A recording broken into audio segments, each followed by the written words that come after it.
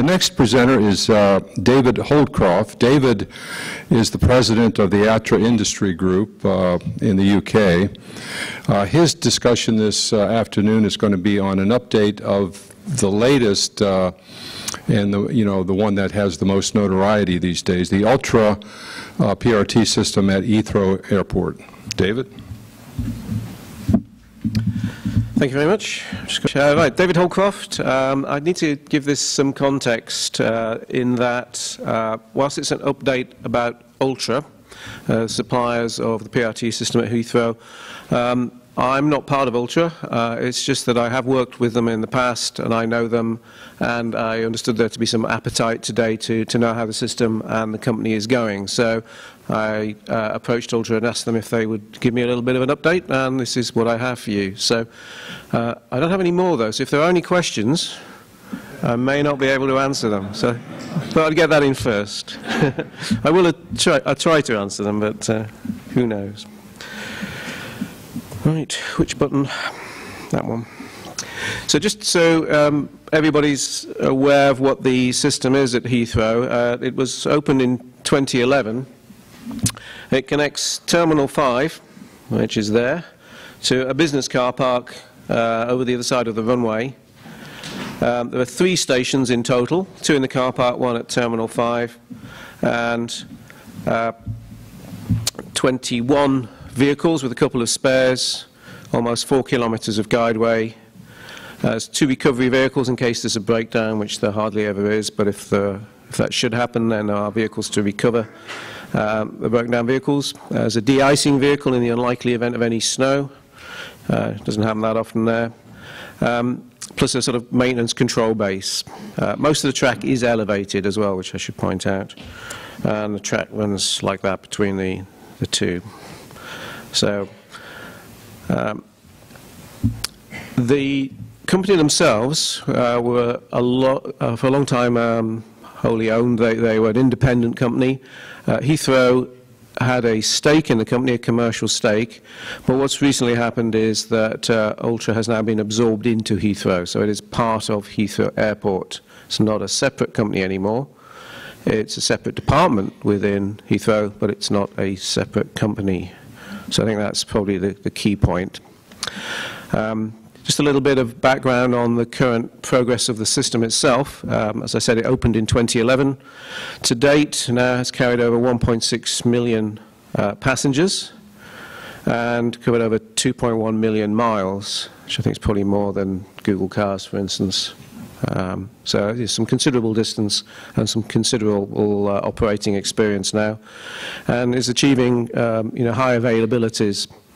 If you wanted to check passenger feedback, you can do your own research. If you want to go onto Twitter and just type in Heathrow Pod and see what comes back, you'll find all sorts of positive comments.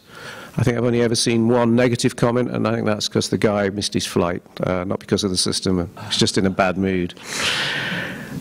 So yeah, it's as a system, it's still doing very well, and obviously Heathrow's main imperative, I think, was to ensure that the system continues to operate and provide that very high level of service at Heathrow, and hence that absorbing into the airport itself. That's not to say that things aren't happening within the Ultra team.